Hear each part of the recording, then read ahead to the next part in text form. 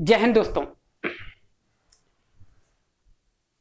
आज की वीडियो में हम बात करेंगे सामान्य हिंदी। ठीक है, पिछले वीडियो में मैंने सारा सिलेबस बता दिया था आप लोगों को कि सामान्य हिंदी का सिलेबस क्या क्या है और हम इसमें क्या क्या पढ़ने वाले हैं। और आज का हमारा टॉपिक है सामान्य हिंदी में संज्ञा। कौन सा है? संज्ञा। इंग्लिश में इसे नाउन कहते हैं। ठीक है, तो देखिए, संज्ञा कहते किसे है? ठीक है, तो देखिए, किसी भी वस्तु या व्यक्ति के नाम को ही क्या कहते हैं? संज्ञा कहते हैं। सीधा सा मतलब है, किसी भी व्यक्ति या वस्तु को जब हम कोई नाम दे देते हैं तो वही क्या कहलाती है? संज्ञा कहलाती है। ठीक है, किसी को नाम देना ही क्या है? संज्ञा है।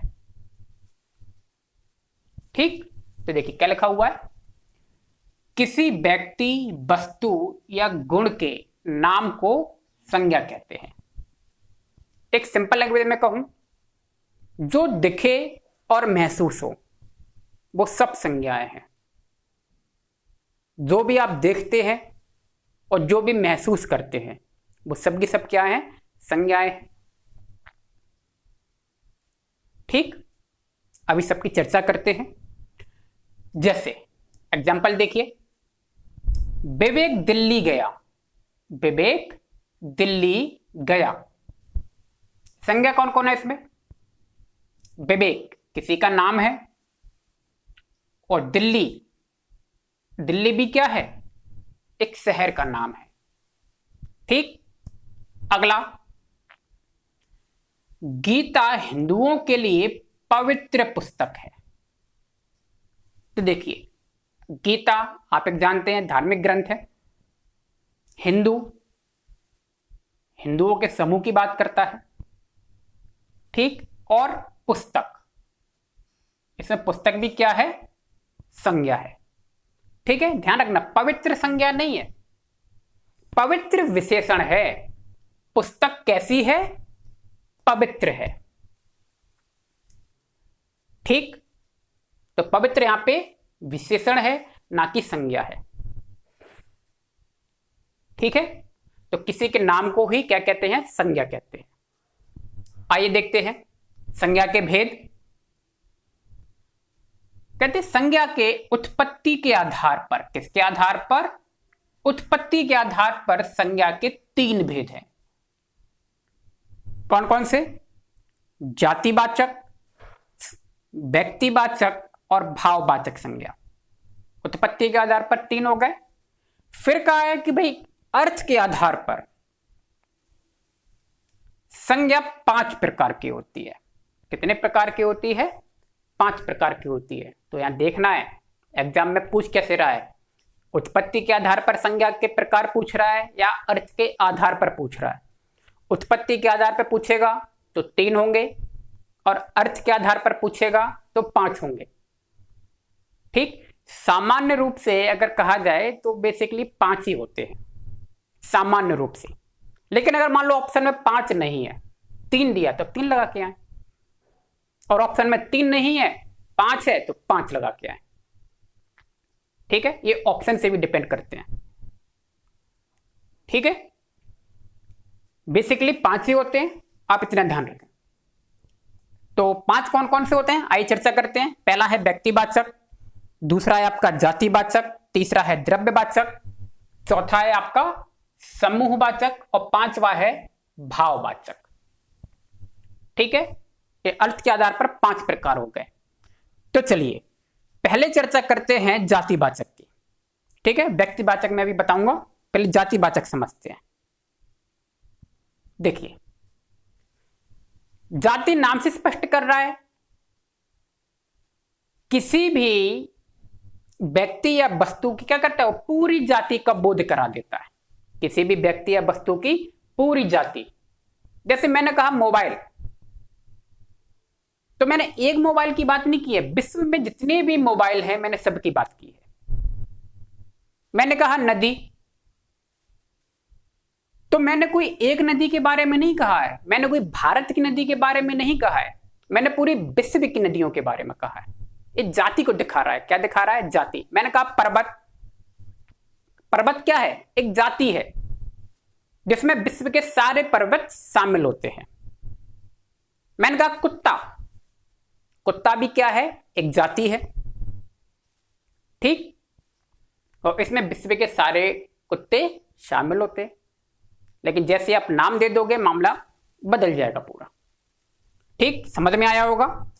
तो जो शब्द किसी की पूरी जाति का बोध कराते हैं वो जातिवाचक कहलाते हैं। जैसे कि पुरुष, मैंने बताया पूरे विश्व के पुरुष इसमें आ गए, महिलाएं, सारी महिलाएं इसमें शामिल हो गई। शहर, विश्व के सारे शहर शामिल हो गए, देश में सारे देश शामिल हो गए, नदियों में सारी नदियां, पर्वत में सारे पर्वत, पुस्तक में सारी पुस्तकें शामिल हो गई, फल में सारे फल शामिल हो गए। समझ रहे हैं आप? यह है जाति। अब देखिए, अब बात करते हैं व्यक्तिवाचक संज्ञा की। किसकी बात करते हैं? व्यक्तिवाचक संज्ञा की।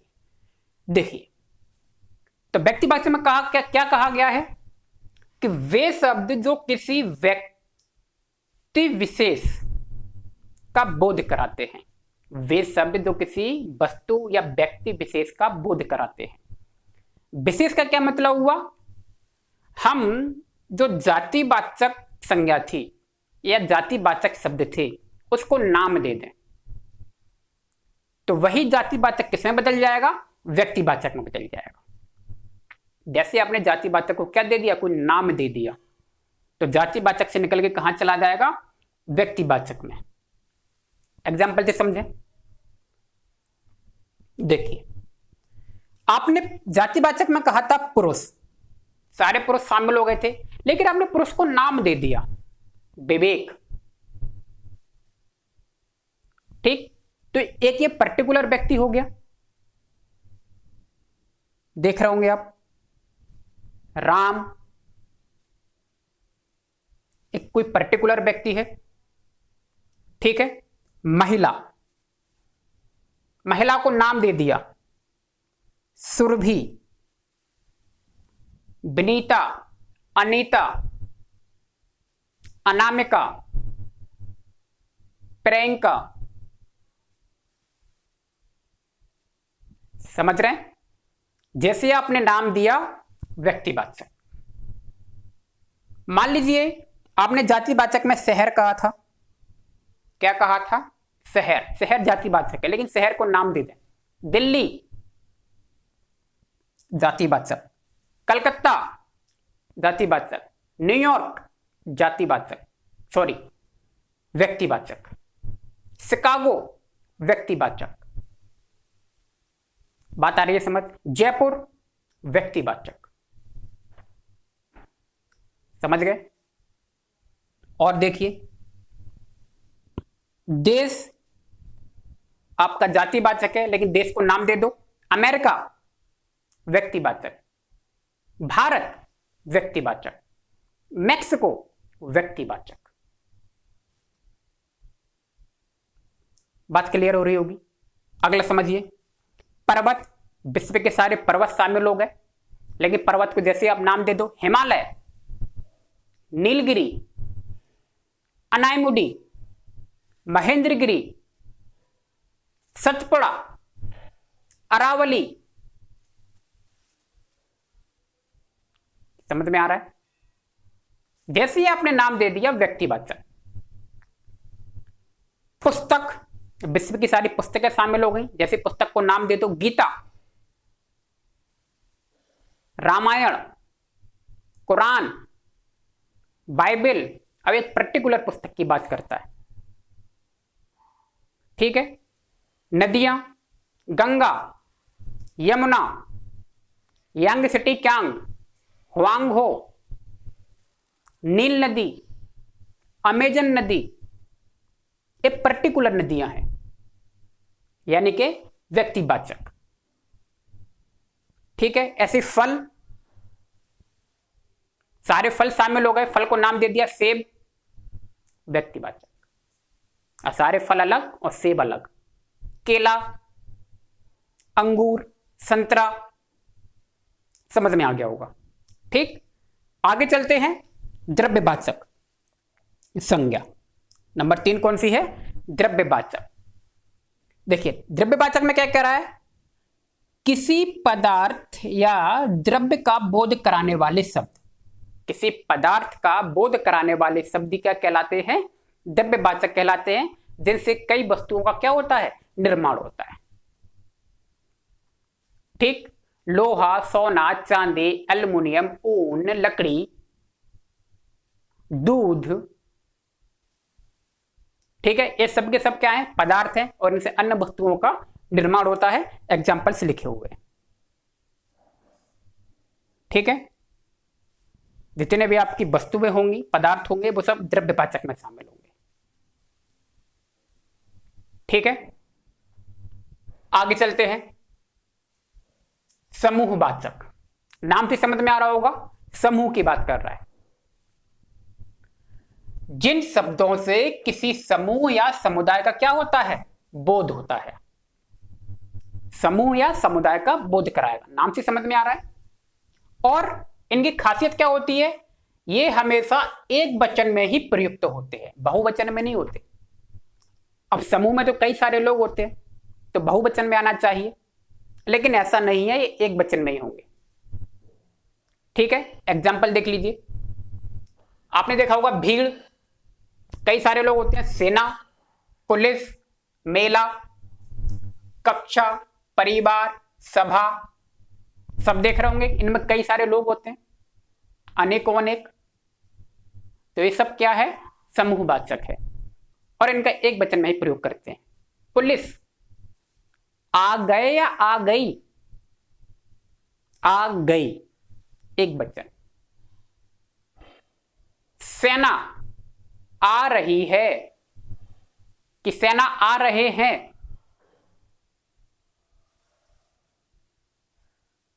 परिवार शादी में गया है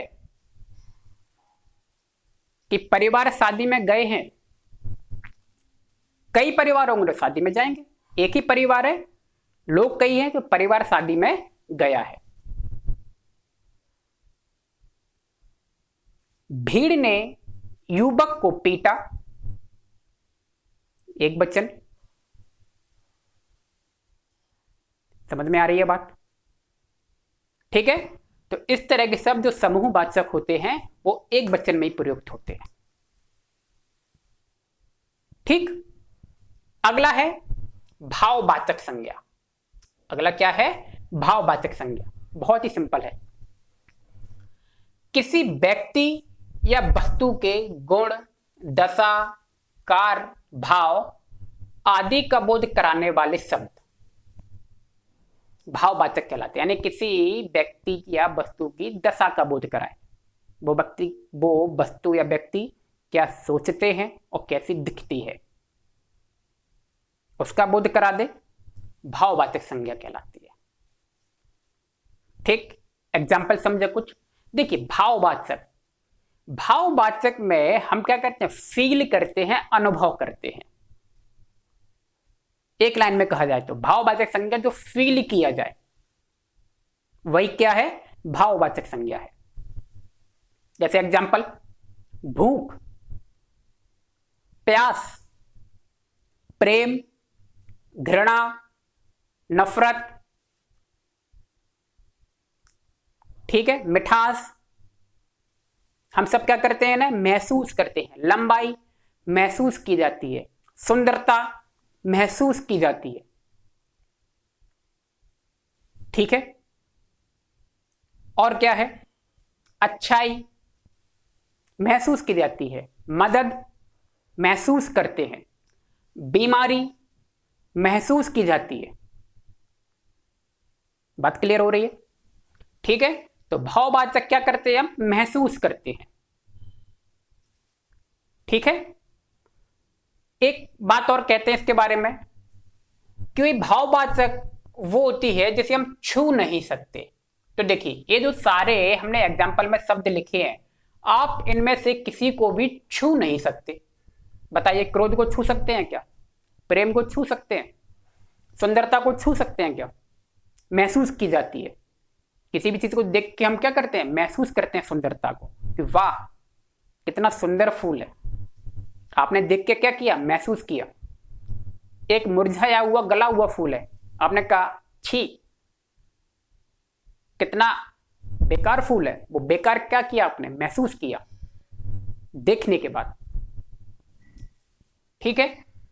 अच्छाई, मिठास, मिठास भी क्या करते हो? महसूस। बीमारी, बीमारी दिखती है क्या? शरीर महसूस करता है। ठीक है। तो ये हुई आपकी 5 तरह की संज्ञाएं। ठीक है। एग्जाम में आती हैं कई तरीके से। तो कैसे आती है एग्जाम में? एग्जाम में आपसे पूछ लेगा, भाई बताइए नदी कौन सी संज्ञा है? 4 एग्जाम्पल दे देगा। नदी के लिए दे देगा व्यक्तिवाचक है, जातिवाचक है, समूहवाचक है या द्रव्यवाचक है। ठीक है। आपसे कह देगा दिल्ली, बताइए कौन सी संज्ञा है? तो आप क्या बताएंगे? 4 ऑप्शन दे देगा, व्यक्तिवाचक, जातिवाचक, समूहवाचक, द्रव्यवाचक। ठीक। आपसे कह देगा सेना, बताइए कौन सी संज्ञा है? ठीक। एमसीक्यू जो होंगे ऑब्जेक्टिव, उस पर मैं एक वीडियो बनाऊंगा पूरा, उसमें आपको क्वेश्चंस मिलेंगे कि किस तरह से संज्ञा में क्वेश्चंस आएंगे। ठीक है। अब थोड़ा सा आगे चलते हैं। देखिए जातिवाचक संज्ञा का, सॉरी व्यक्तिवाचक संज्ञा का जातिवाचक संज्ञा के रूप में प्रयोग कैसे किया जाता है? व्यक्तिवाचक संज्ञा का जातिवाचक के रूप में प्रयोग एग्जाम में आते हैं। ठीक। तो समझिए जरा इसे, ध्यान रखना है। व्यक्तिवाचक का जातिवाचक, यानी कि संज्ञा क्या होगी? दिखने में वो व्यक्ति लगेगा, कोई व्यक्तिगत बात हो रही है, लेकिन असल में वो क्या होता है? वो जातिवाचक होता है। वो शब्द क्या होता है? जातिवाचक। एग्जाम्पल से समझिए। एग्जाम्पल में क्या कह रहा है? कलयुग में हरिश्चंद्रों की कमी नहीं है। शब्द को पकड़िए। कलयुग में हरिश्चंद्रों की कमी नहीं है, क्या मतलब हुआ? अब हरिश्चंद्र तो व्यक्ति का नाम होता है, लेकिन हरिश्चंद्र का एक मीनिंग और होता है, सत्यवान, ईमानदार, है ना? तो यहां जो हरिश्चंद्र लिखा हुआ है ये किसी व्यक्ति के लिए नहीं आया है, ये सत्यवान व्यक्ति के लिए है और ईमानदार व्यक्ति के लिए आया है। ठीक है। तो कलयुग में हरिश्चंद्रों की कमी नहीं है का क्या मतलब है? कलयुग में सत्यवान और ईमानदार व्यक्तियों की कमी नहीं है, इस एग्जाम्पल का यह मतलब है। ठीक है। हरिश्चंद्र नाम के व्यक्तियों की नहीं। एक और एग्जाम्पल समझिए। हमें जयचंदों पर कड़ी नजर रखनी चाहिए। अब जयचंद आप देख रहे होंगे, नाम दिखा रहा है। नाम क्या होता है? व्यक्तिगत होता है। हमें जयचंदों पर कड़ी नजर रख, मतलब क्या है? जितने भी जयचंद हैं उन सब पे नजर रखनी चाहिए। जयचंद नाम के व्यक्तियों पर नजर रखनी चाहिए नहीं। यहां पर जयचंद्र का मतलब है देशद्रोही या गद्दार व्यक्ति। ठीक। तो हमें देशद्रोही या गद्दार व्यक्तियों पर कड़ी नजर रखनी चाहिए, इसका यह मतलब है। तो वह जयचंद जो है जातिवाचक शब्द है। कौन सा जातिवाचक? किसकी जाति दिखा रहा है? गद्दारों की और देशद्रोहियों की। और यहां पर हरिश्चंद्र किसकी जाति को दिखा रहा था? सत्यवान लोगों की और ईमानदार लोगों की। ठीक है। इसमें देखिए और भी एग्जांपल हो सकते हैं, जैसे कि विभीषणों से बचो, क्या मतलब है? जितने भी विभीषण है उनसे बचना है, या जो घर के भेद किसी को ना बताए, उनसे बचना है। जो व्यक्ति घर के भेद सभी को बताते हैं उनसे हमें क्या रहना चाहिए, सतर्क रहना चाहिए। तो यहाँ